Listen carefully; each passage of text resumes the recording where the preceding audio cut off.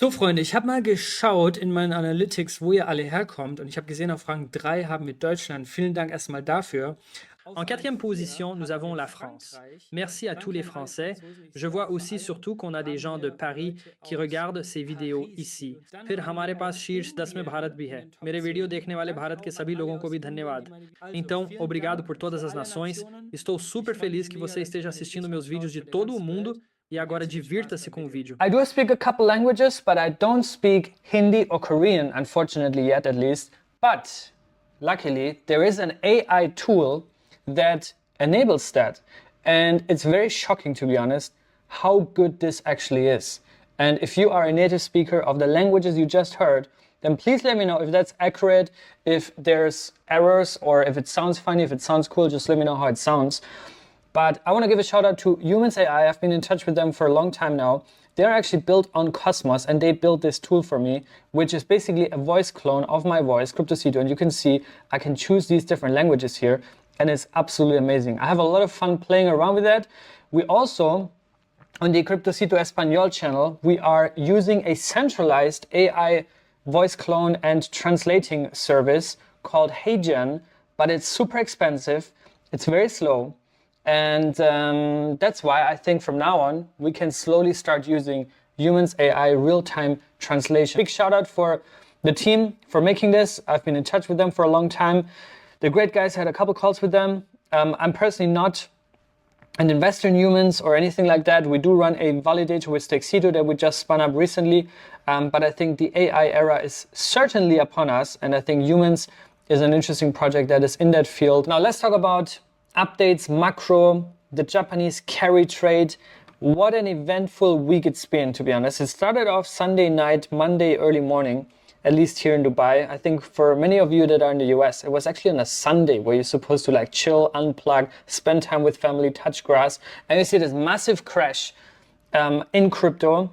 And then Monday morning, the Japanese stock market collapsing, Asian stock markets collapse, and as a response also the US market collapsing, a lot of uncertainties, fear. Luckily, at least until now as I'm recording this video, we did not see an escalation of any of the war zones. I think this is first and foremost the most important thing because there's actually human lives involved there or at stake, and this is the worst thing that can happen. Like a stock market crash, a crypto crash, this is all gonna recover, but human lives, if they're being destroyed or wiped out, especially innocent people that have nothing to do with that conflict. This is terrible, and I'm glad to see that so far it didn't come to an escalation. Well, there are obviously things that are happening that should not happen right now, which is very, very unfortunate and sad. But yeah, I hope there's no further escalation and things calm down, come to an end. And yeah, that people are getting back to their regular lives again, right? This is the first and foremost, most important thing. And also if you are deep crypto, if you're deep on crypto Twitter all the time and you get dragged into drama and infighting and this guy and that guy, bam, bam, bam, sometimes just zoom out, right? Because the most important thing after all is your family, your relatives, your close friends, your partner, right? Whoever that might be. But really, the most important thing that really counts is your close family and your kind of close, immediate, real-world environment, right? Not some angry Twitter mob that is coming at you or whatever. I have to tell this to myself as well. Obviously, I'm in the crossfire sometimes or in the front lines with my face being out everywhere. So obviously, I'm also under attack sometimes. But it's fine. It is what it is. But I think it's really important to also stay sane in this industry, and especially in this internet culture that we're in. But what we're seeing now is that the Japanese central bank is taking things slower. They are rowing back, and apparently they're not going to raise interest rates as a result of that panic sell-off that we saw and this huge drama that this caused. So the Bank of Japan is taking it slower a little bit. Arthur Hayes is saying that they're probably going to do it because Janet Yellen called them up and said, guys, slow down, we have an election to win. The Democratic Party needs to win this election. We can't look bad. We can't look like we're destroying the economy. So please stop everything you do. 6 months from now, you may continue, but for now, let's focus on the election. And that's exactly probably what's happening here. And while we see billions and trillions being wiped out from the stock markets, We also see at the same time, and this is what I said in the last video, they love this environment right now. They love this. All the asset managers, the government, mainstream media, they love this environment. Maximum volatility, maximum frustration, maximum fear. While at the same time, they're positioning themselves in crypto. Morgan Stanley apparently offering spot Bitcoin ETFs to their clients starting today. So this is news from yesterday. And they are worth $1.3 trillion, $1.3 trillion asset manager, which is huge. And like these guys are entering the arena left and right. At the same time, we already have big names, the biggest in the whole world in the arena, like BlackRock, like Fidelity, and many more, VanEck, Bitwise, you name it. Bitcoin spot ETF flows in the greens yesterday, $45 million. Been slowing down a little bit over the past week and a half with all these uncertainties. But yeah, probably just a calm before the storm, before things go really, turn really up. And I think, especially on the Ethereum ETF side of things, once this sell pressure slows down or dries out, you'll probably see inflows accelerating on all the other ETF providers. Trading volume still relatively high on the Ethereum spot ETF, $323 million on a daily basis. That's not bad. And yeah, total right now 6.63 billion. This is going down right now because Grayscale is still selling off and we don't know when they're going to stop. Looking deeper into the Cosmos ecosystem, we see everything still at very low levels. We see some coins up, some coins down, most of them just flat sideways, nothing much happening. Korean biggest winner today, 7% up, but at 7.5 cents, absolutely at the very low end of where we are trading right now. Mars Protocol down 10%, not sure what's going on there. Celestia below $5. Everything is down bad. Passage down bad, below a cent, which is nuts. This implies like a couple million, like $6.6 million market cap. Saga also down bad, below $1. Injective down bad. Everything is down bad. Some of them are on higher levels compared to where they were like 2-3 years ago. Like Akash Network, for example, is at $2.50 or something, which means from the bear market lows, still a 12-13x. Now let's get into news, and there's a lot to cover because there's a lot going on. The hyper-Bitcoinization of Cosmos is in full swing. BTC is now the second highest volume asset on osmosis after Noble USDC. Strong product market fit for Noble here in the first place. I think we all recognize that. And it's going to be interesting to see what Noble's security sourcing strategy will be. Will they use Atom shared security after all? Will they deploy using Ether stake for restaked eigenlayer Ethereum? There's many options. Will they maybe also become Bitcoin secured by Babylon, right? All on the table, maybe even a mixture of that. We'll see. But BTC now climbing up here in volumes. And yeah, I think once Babylon goes live, which is probably weeks away, this is going to have a huge impact. And Babylon being a Cosmos chain itself and one of the hottest launches for this year is going to cause this huge Bitcoinization of Cosmos chains, right? Which means a lot of these AVSs or Bitcoin secured chains will be Cosmos chains to begin with, right?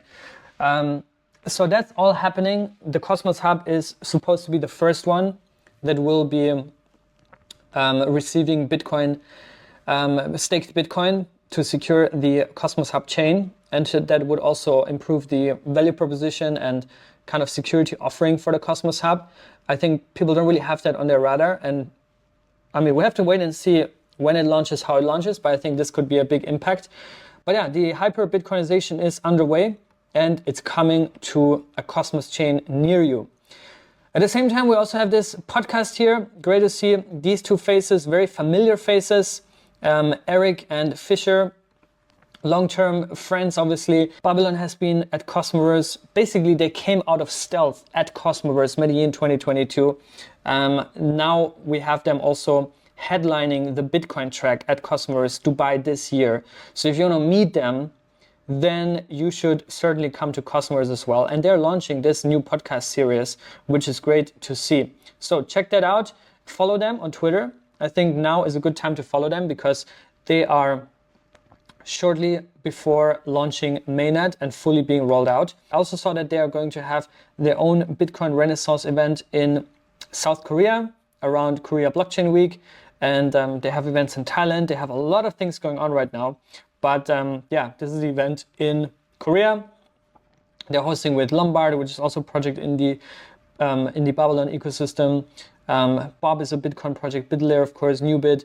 Many projects in the Bitcoin space, many of them part of Cosmos as well, like Lorenzo, like P-Stake, right? Lorenzo is going to be an atom-secured consumer chain. We already know that. Interesting times, and yeah, we're going to see where this is going and how big of an impact this will have, but I think it's going to have a big one. Osmosis here as well. Osmosis will also use Babylon, by the way, to become a Bitcoin L2 is what they said. What it actually means is you can stake your BTC and secure the Osmosis chain amongst others, but it will still remain a Cosmos L1, obviously. Anyways, then we also published this deep dive tokenomics guide on dYdX. And dYdX is one of those chains that is flying under the radar right now, in my view. The more you read about it, the more you learn about it, you're like, wait 1 second, holy shit, this is huge. dYdX is paying out staking rewards in USDC.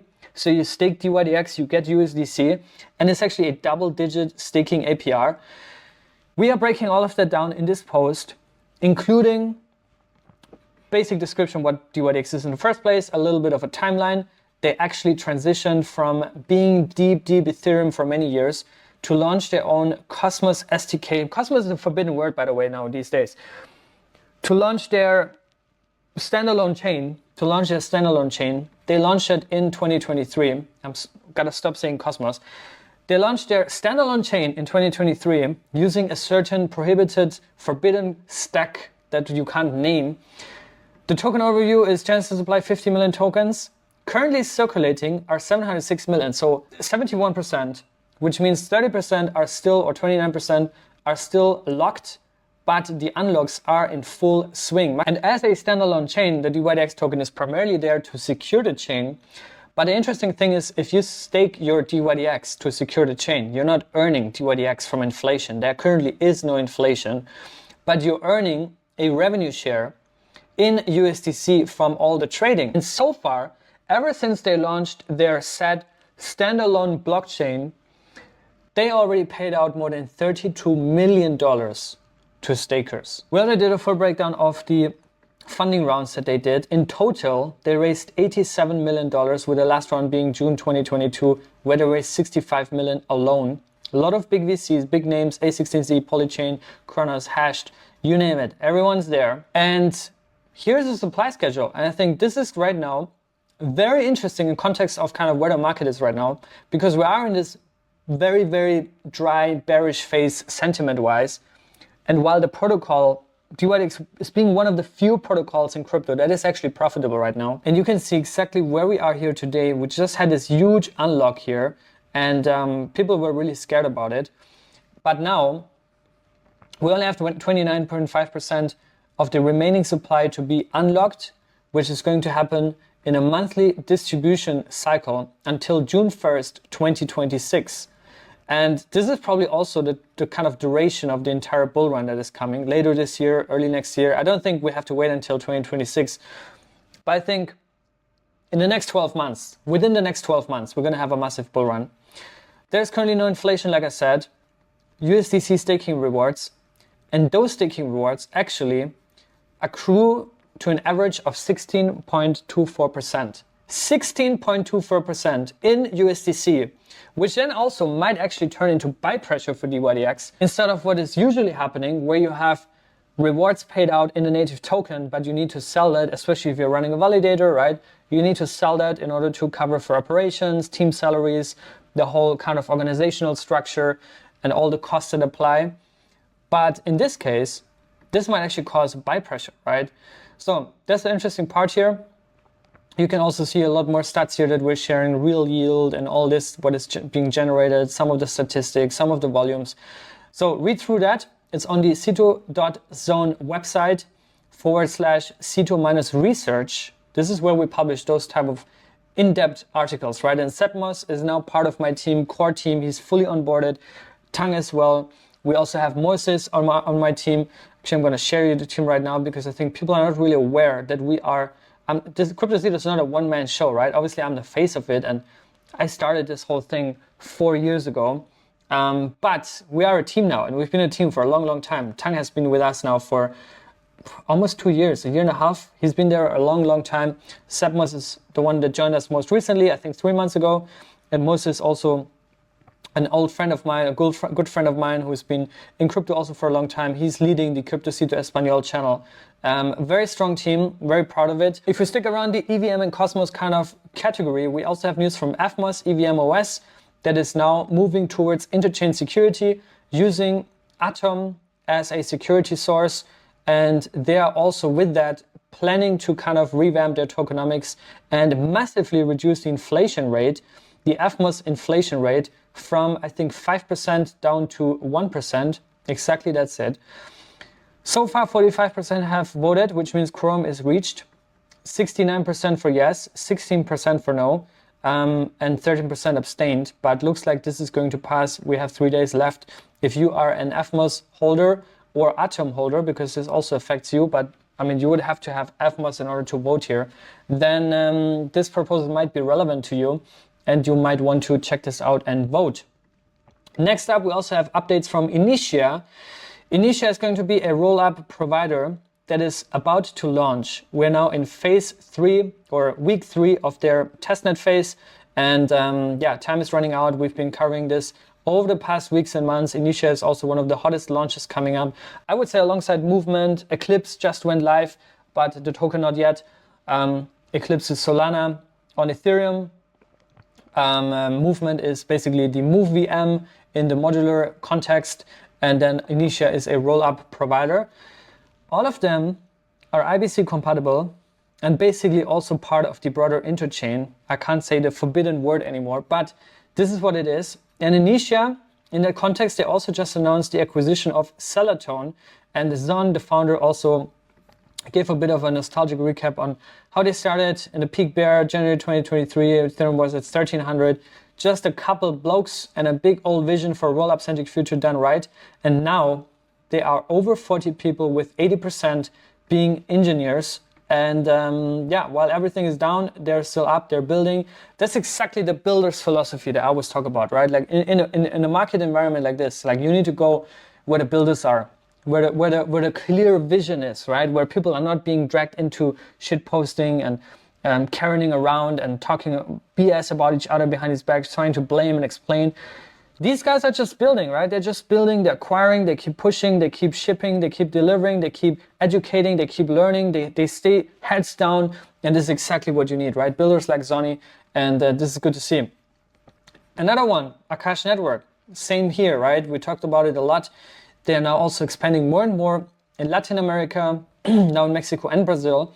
We're also doing Cosmos Buenos Aires, led by Akash Network. Akash Network is the main sponsor for that event. And we also have an event in Istanbul before that on August 12th. But if you're in Buenos Aires, August 16th, there's going to be a huge event and Akash Network is going to be there.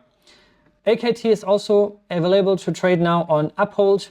This is also just an exchange listing here. Then we also have news from Succinct Labs, which is a bit of a complex product, but I wanted to share this with you because we made this video here a couple months ago, like 2-3 months ago, about the top ZK privacy coins for 2024. And I think that ZK, zero knowledge, when it comes to privacy, but also as a form of scalability, is going to be very, very interesting this cycle. And the CK narrative itself, right? We have Penumbra in that kind of bucket, Namada as well, Polygon even, right? Mina protocol. Now also Aleph Zero, obviously, who is also our media partner. And because of Aleph Zero and with Aleph Zero, we also prepared the script and did all the research about that topic because they are the experts in that field. So I strongly recommend you watch that video. We also see Union in that field, Polymer as well, building their ZK interoperability solution, and ZK EVM also is being built by many other teams. So ZKP, zero knowledge proofs, are going to be mainstream. I fully agree. And I think Succinct is also a contender that is active in that field. Now, let's talk about airdrops. Cosmos Airdrops, the Aigisos, I don't know how to pronounce it, but anyways, they launched an airdrop checker. And this project is basically a roll app on dymension. Yeah, you can just check your airdrop, We did do a guide here on the Cryptocito account, 90 million AIG tokens up for grabs. There are 5 steps on how to claim that. I'm going to be honest with you, I'm personally not going to claim this because I strongly dislike Discord, just to put it like that. So, but if you're an avid Discord user, then check this out. Winnie also made a quick video here. You can also watch all of her videos. Winnie's amazing. Give her a follow as well. Winnie Cryptocito. She just changed her handle, which I'm very proud of. And I didn't tell her that. She did it on her own. But Winnie Cryptocito, follow her on Twitter. She's amazing. Let's get her to at least 11,000 in the next 24 hours. 11,000. Just follow her on Twitter. She would strongly appreciate that. And Winnie's productivity and output, the content that she's pushing out, the motivation, the commitment, especially in phases like this, like what I said earlier, you kind of want to surround yourself and be with people and focus on people and also spend time with people and talk to people that are on the same page, right? That are important to you. And Winnie is one of those people. I'm very glad that she chose to join us back in February. And then we also have news from Saga. In the airdrop context, but give me 1 second, in the airdrop context, but also Saga just announced the launch of their flagship Angelic, the game, which is now live. Congratulations. And here's actually how this game looks. This is a quick trailer. Enjoy. Rise.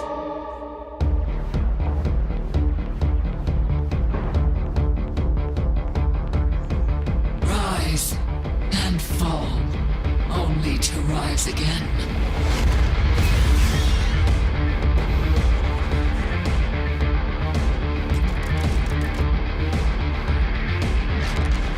Maybe we are not ready for this. I know. Bring my son back and gather the angels.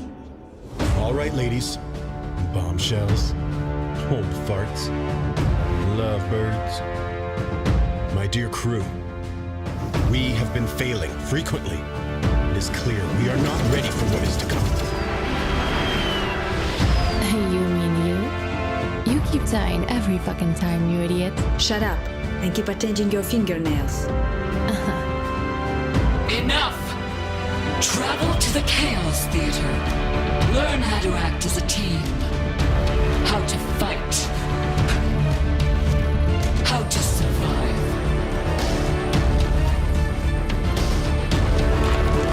Space is full of terror and tragedy.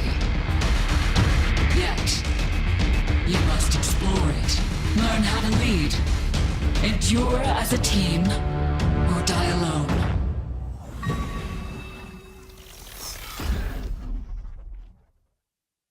But of course, with that announcement also they dropped Vault 4 Snapshot Taken. This is going to be the 5th airdrop.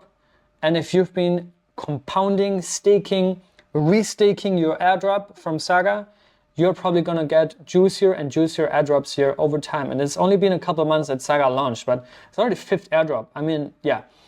Turns out to be a nice one. Stargaze, also updates here. We talked a lot about it in a recent video where Stargaze is basically evolving more to a fully fledged ecosystem with also their L2 Astra, with Stardex. And now we also have login with email on Stargaze. So this is also improving the user onboarding, improving the UX, UI, and Stargaze also expanding their addressable market, I think makes a lot of sense. Lastly, final news of the day, Picasso just dropped their manifesto, and I'm just going to recap and maybe share 1 or 2 comments here. But basically, we're going to do a deeper dive on that tomorrow, because I know a lot of you have been asking, yo, what's up with Pika? Is it dead? Are they gonna recover from this?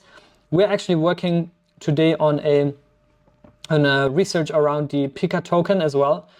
So tomorrow we'll have more information and just more insights to share there. But generally speaking, Picasso Network is an interoperability hub. And that's exactly what they try to do. They started off in Polkadot. I've been in touch with the team for a very, very long time, for 2.5, 3 years now almost. Always loved their vision. Yes, there is some old history with also the founder, but I always known them for being strong builders, committed builders, heads down. And they are probably one of the most bullish teams on IBC, one of the most bullish teams on bringing IBC everywhere, right? That's their mission. And I've been talking so much with them over the years, which is why I also eventually was then offered to join as an advisor sometime last year, late last year. But yeah, Picasso, I think, is still on track to become the interoperability hub and, you know, the IBC chain in that sense, because right now they already have connected IBC to Cosmos, Solana, Ethereum, and Polkadot, and eventually there will be more. They're also doing Bitcoin IBC. That's kind of in the research phase right now, in early building phase. But it's really like this whole vision that is, you know, what resonates mostly with me, which is that vision about you don't really need to care what ecosystem you're in, right? Like, I'm Team Polkadot, I'm Team Cosmos, Team Solana. In the end of the day, the end goal also for the whole idea of Cosmos, the forbidden ecosystem, sorry. The whole idea of the forbidden ecosystem is also the internet of blockchains, which means crypto eventually is going to be a synonym for the interchain, right? The new internet, the crypto internet. So it doesn't matter like, oh, I'm on Solana, I'm on Polkadot, I'm on this, on that, I'm on Ethereum. It shouldn't matter in the end of the day, right? It doesn't matter. And Picasso is trying to become that. Picasso is trying to be the interoperability hub. This is a very deep, insightful piece here, the whole manifesto. I encourage you to read it, but also we're going to do a deeper dive in tomorrow's video. So if you want to hear more thoughts about this, more feedback, more insights, then watch the video tomorrow. And with that, I'm going to leave you for today. I hope you enjoyed this video. I hope you learned something. I hope you're not giving up, giving into your emotions. Stick around. Everything is going to be fine. Do the research, claim airdrops, compound your airdrops, compound your staking. You're going to be fine. And that's it for today. I'll see you guys very soon tomorrow. Until then, stay safe and be good.